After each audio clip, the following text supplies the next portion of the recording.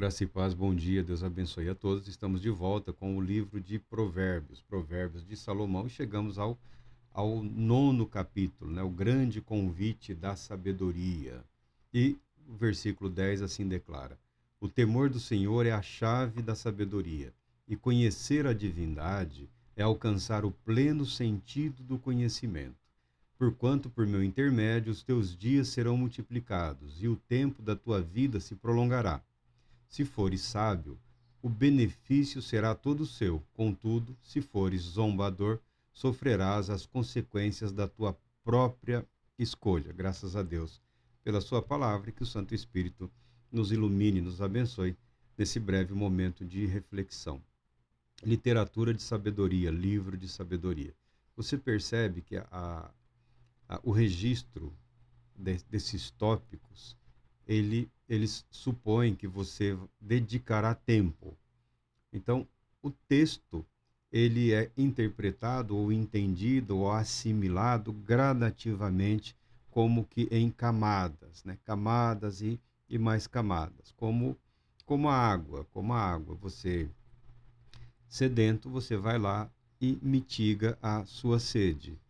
Só que a sede não se extingue. Depois de um tempo, você precisará de mais água e essa água é, vai mitigando a sua sede, vai saciando você, de maneira que você estará sempre absorvendo, sempre será suprido naquilo que seu organismo, seu corpo necessita. A literatura de sabedoria pressupõe também essa mesma dinâmica, né? A literatura pressupõe que você buscará o conselho, buscará a sabedoria e continuará a fazê-lo indefinidamente, sempre que necessário. Por isso, o conhecimento, às vezes, ele é apresentado como se ele estivesse oculto ou que você precisasse de algumas chaves de interpretação. Na verdade, essa é uma estratégia, como nós já falamos, desse tipo de literatura. Evita o desperdício. Evitar o desperdício, tá? Esse é um dos objetivos. No início da leitura aqui, a sabedoria edificou a sua casa, ergueu suas 7 colunas. Em toda a Bíblia, você perceberá esses números, né? Que alguns chamam de números mágicos ou números místicos. O fundamento da sabedoria está edificado sobre uma estrutura perfeita. Porque a própria palavra de Deus diz que com sabedoria, através da sabedoria, Deus criou o universo. Tá? A sabedoria existe, entre aspas, antes da criação do mundo. A sabedoria é uma expressão das qualidades ou dos poderes ou da dinâmica criadora de Deus, tá? Então a sabedoria permeia a criação. A sabedoria permeia a criação. Em termos de filosofia, teologia, as pessoas falam em teologia natural, filosofia natural, né? O que se pode apreender de Deus, da revelação de Deus, buscando a compreensão através da criação ou da natureza, como nós costumamos falar. Busca do conhecimento em relação às leis físicas, às leis da química, o fundamento da biologia e das demais ciências naturais, que aí estão. São meios, são ferramentas válidas para se alcançar a sabedoria, que é o conhecimento de Deus e a compreensão do plano de Deus numa busca por comunhão. Se a sabedoria estava com Deus desde o início, o objetivo dessa sabedoria que se manifesta através da criação é estabelecer esse vínculo da criatura com o Criador. Com o Criador. Tá? Como fala em 7 aqui, 7 colunas, algumas pessoas são tentadas. Eu já tive, quando mais jovem, essas ideias, né? Fala 7, aí você vai procurar aqui. Tá, tem até mais do que 7. Você encontrará princípios aqui, tá? Você encontrará princípios é, ou chaves, né, para a compreensão ou alcançar uma vida de sabedoria, tá? Não se preocupa, você alcançará, mas conforme você prossegue nisso, você passa a compreender outros princípios que te levam adiante. Em princípio, há exercícios aqui para os jovens discípulos, para os jovens aprendizes. Aí, se você quiser exercitar isso, ó, charqueou as melhores carnes do rebanho para o banquete, preparou o vinho com especiarias, arrumou sua grande mesa e deu ordens às suas servas para proclamarem os convites desde o ponto mais alto da cidade, anunciando: Vinde todos vós, ó incautos, aos insensatos e desajuizados, conclama: Vinde, comei do meu pão e bebei do vinho que preparei. Abandonai a insensatez e vivei. Andai pelo caminho do arrependimento. Então, já tem aqui, né? Você já tem aqui. Primeira chave da sabedoria é a generosidade, né? A generosidade que prepara um banquete e convida abertamente a quem quer que tenha interesse em participar do banquete da sabedoria. Ou seja, a sabedoria, o conhecimento de Deus, não está restrito a grupos ou castas específicos desta ou daquela comunidade política ou religiosa, tá? Então, o que os sábios judeus aqui estão ensinando, Salomão e também toda uma comunidade de sabedoria que se estabeleceu através da história de Israel, tá? Salomão não é o único, não é o único, tá? O que está estabelecendo assim é que muitas coisas Deus concedeu gratuitamente a todos, bastando para o indivíduo o interesse em participar gratuitamente daquilo que Deus concedeu. E a sabedoria é um desses dons. A sabedoria é um desses dons, tá? As pessoas anseiam muito por dons espirituais ou manifestação de dons do Espírito Santo, alguma realização, mas está aí aqui um que diz respeito à capacidade para viver e para compreender a vontade de Deus no que diz respeito à sua vida comum, à sua vida diária e à sua vida espiritual, tá? É, Junto com a generosidade vem também a humildade, tá? O que censura o zombador traz afronta sobre si. Quem repreende o ímpio mancha o próprio nome. A ideia, o conceito expresso aqui é de que não tem como você impor sabedoria, santidade, justiça a quem quer que seja. O exercício da justiça pelas autoridades constituídas é, estabelece e impõe limites em todos os povos. Mas você tentar incutir na cabeça do insensato, do tolo, que é preferível uma vida de sabedoria do que uma vida de insensatez, denuncia que você nem de longe alcançou esse saber. Então há uma série de advertências para aqueles que querem ser sábios, para aqueles que querem trilhar este caminho, para aqueles que querem viver uma vida espiritual saudável e uma vida equilibrada. Aí o texto falará da fidelidade conjugal também, tá? O texto rejeita abertamente o adultério, o texto condena o adultério, personifica a insensatez ou a loucura na figura de uma mulher aqui sensual, exibicionista e ignorante, tá? Muito embora sensual, exibicionista, ignorante, sedutora, que leva muitos à ruína. O adultério é apresentado porque ele é a outra apresentação do adultério é a infidelidade. Para se obter sabedoria é necessário ser fiel ao Deus da sabedoria, fidelidade a Deus, o temor de Deus, fidelidade conjugal, fidelidade nas relações matrimoniais, fidelidade nas relações interpessoais, sociais, fidelidade. O homem sábio é o homem fiel. Se ele é fiel a si mesmo, se ele é fiel a Deus, ele é fiel ao seu cônjuge, ele é fiel à sua família, ele é fiel aos seus princípios, ele é fiel aos seus valores, e a sua vida de fidelidade nas suas várias relações pessoais, interpessoais e sociais acabam expressando de forma clara e absoluta que aquela vida, que aquele indivíduo é alguém fiel a Deus. Fidelidade essa que nunca preocupou o próprio Salomão. Nunca preocupou, porque ele recebeu de Deus um dom.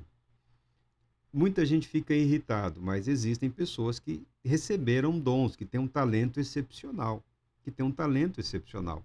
Eu já falei algumas vezes, quando estava estudando, muito jovem, me chamaram para ouvir um pregador lá, eu estava sofrendo um pouco para compreender uma doutrina específica. Aí eu ouvi a pregação do sujeito lá, ele pregou muito bem, eu entendi que ele entendeu, eu até peguei o livro para ver se não era ele que havia escrito o livro, que já tinha lido umas 3 vezes, li várias vezes um livro específico, mas eu compreendi, obviamente, que a maneira como aquele homem estava expressando de uma forma simples doutrinas complicadas é um talento, é um dom de Deus, tá? Não é algo que se desenvolve em nenhum curso de teologia, não é algo que se desenvolve num curso de filosofia. Não, a habilidade retórica dele não tem ligação com o estudo especificamente da retórica, é um talento. O sujeito recebeu de Deus um dom. Parabéns para ele. Eu estou entre aqueles que precisa ler 1, 2, 5, 10, 100 vezes, né? Anos e anos, estudando, para compreender as coisas. E vive em paz com isso. Salomão é como esse pregador aí que eu falei, só que elevado a 1000, a 1 milhão. Deus concedeu a ele um dom operoso, sobrenatural, magnífico, e ele conseguiu viver fazendo uso do dom, mas não se submetendo aos regramentos estabelecidos por Deus. Então, quando você fala fidelidade, como é possível o sujeito falar em fidelidade com 700 esposas e 300 concubinas? Não existe esse princípio na vida desse homem. Existe o Espírito de Deus atuando na mente desse homem, no coração desse homem, mostrando a ele a verdade da palavra de Deus, buscando levá-lo, conduzi-lo a uma vida de fidelidade a Deus e, ao mesmo tempo, expressando através desse homem a sabedoria dada por Deus, enriquecendo parte da nação, do povo, estabelecendo uma sociedade primitiva em termos de uma sociedade culta, intelectual, de sabedoria, como os egípcios ou como outros povos daquela época. Não se iluda, não havia sabedoria única e exclusivamente em Israel. Outros povos, outros descendentes de Abraão, desenvolveram também estruturas políticos, sociais voltadas para o saber, para o temor de Deus. Isso prevaleceu enquanto o ser humano quis que prevalecesse, depois deteriorou. Mas o fato é que a sabedoria de Deus, o saber de Deus, era propagado naqueles dias. E Salomão foi um expoente, muito embora como vivente ele fosse incrivelmente debilitado. O fato dele ser rei, o grande rei, para alguns, justifica todos os atos. Mas não justifica. Não justifica. Os erros de Salomão são advertências, são sérias advertências de que os dons, os talentos, por mais belos ou magníficos ou impressionantes que existam, eles podem ser operacionalizados de forma alheia ao processo salvífico.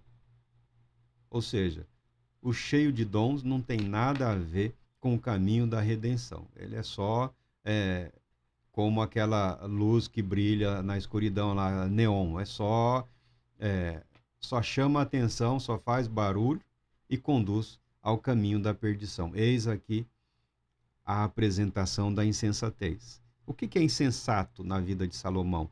O que é insensatez na vida de sabedoria? O que é insensatez na busca de um desenvolvimento ou aprimoramento, ou desenvolvimento espiritual é a melhor palavra? A insensatez se manifesta na forma da infidelidade, do buscar a Deus, do procurar estabelecer uma comunhão com Deus, um viver com Deus, com propósitos e finalidades egoístas. Mas Deus que tudo sabe, não vai barrar esta pessoa. Deus que tudo sabe, ele vai barrar todo aquele que ele julgar conveniente barrar. Se Deus quiser capacitar alguém que lhe será infiel, isso é algo que Deus resolverá no futuro próximo, no dia do juízo. A nossa responsabilidade é seguir pelo caminho proposto para a salvação. É o que diz aqui. Conhecer a divindade é alcançar o pleno conhecimento do conhecimento, porquanto por meu intermédio, ou seja, o conhecimento de Deus, o conhecimento da divindade, os nossos dias, os teus dias serão multiplicados e o tempo da tua vida se prolongará. Tem uma chave aqui para viver mais, tem uma chave aqui para viver bem. Tem. E conforme você revisita esse texto, você compreenderá que em linguagem de sabedoria, está escrito aí, subscrito, né, subentendido, que conduzirá à vida eterna. Não é só viver mais, é viver aos 90, aos 100, 120, 140, não. A proposta de Deus, como resultado, reflexo de uma vida de comunhão com Ele, é que nós experimentemos a vida eterna. Como Deus é eterno, nós viveremos eternamente em comunhão com Ele. Conduz a sabedoria à vida eterna. Se as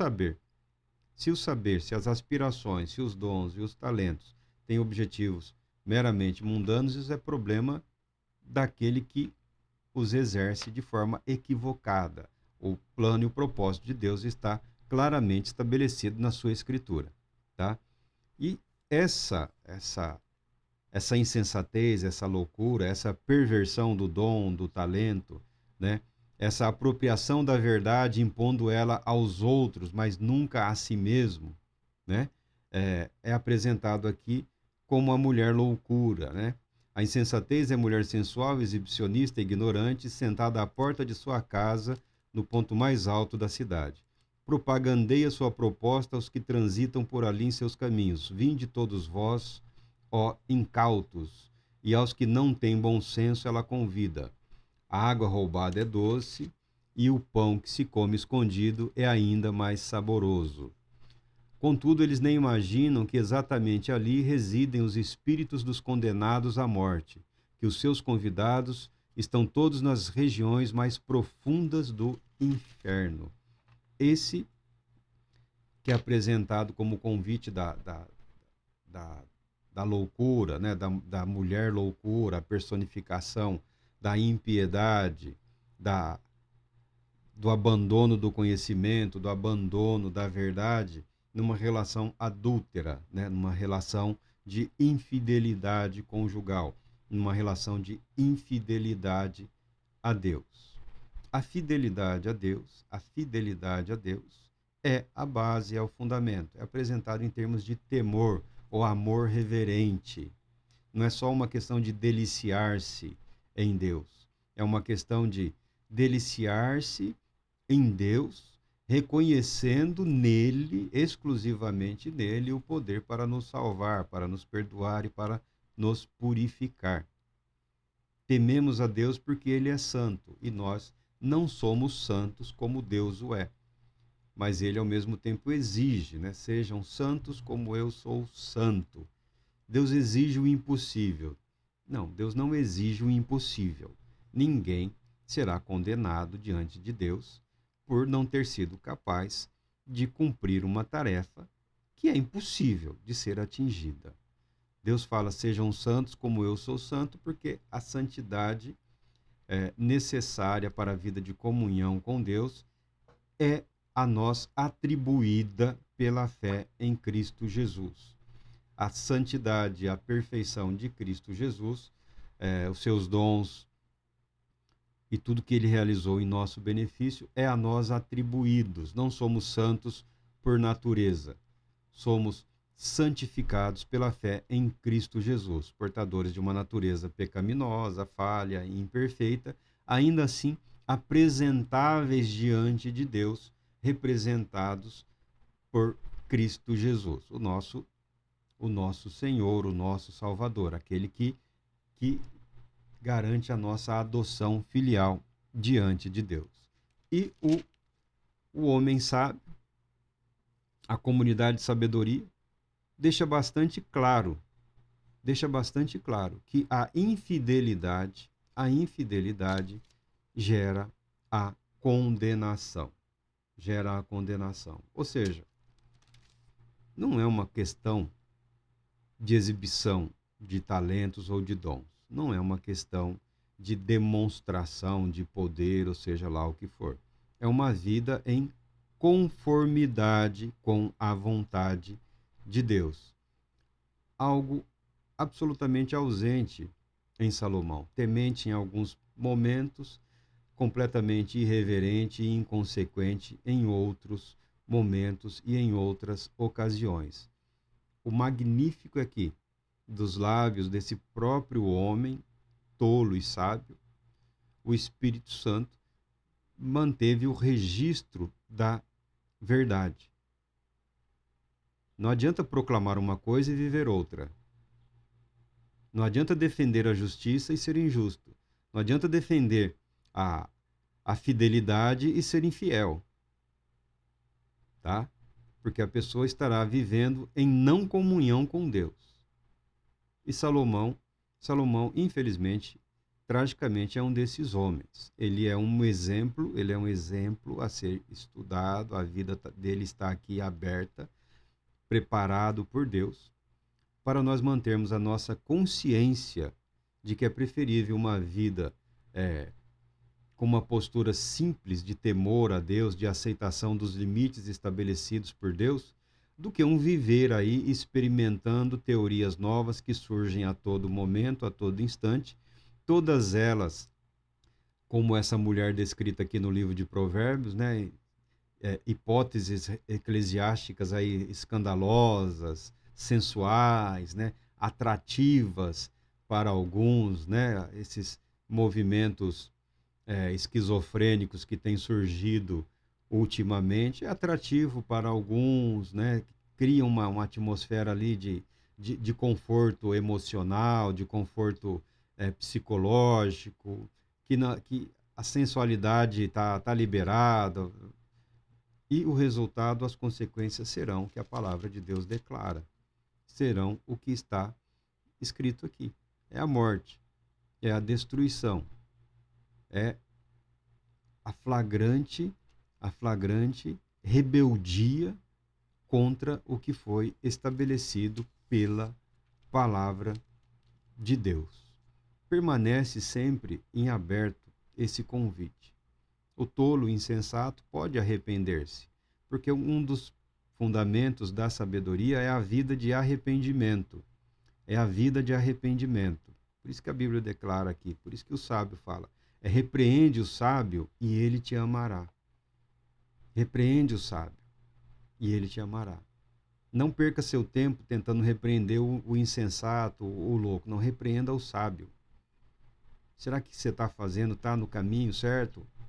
Ele vai parar, vai pensar, vai refletir e vai dizer muito obrigado por chamar a minha atenção. Certamente esse caminho resultará em sofrimento, dores e angústia para a minha vida e a vida de muitos, a vida de muitos. Se você procura chaves de sabedoria, chaves de poder, chaves de unção, a chave está aqui, está escancarada à porta, né? O temor a Deus é a chave da sabedoria. O amor reverente a Deus é a chave para o conhecimento de Deus. Deus Todo-Poderoso te abençoe, te proteja e te conceda paz.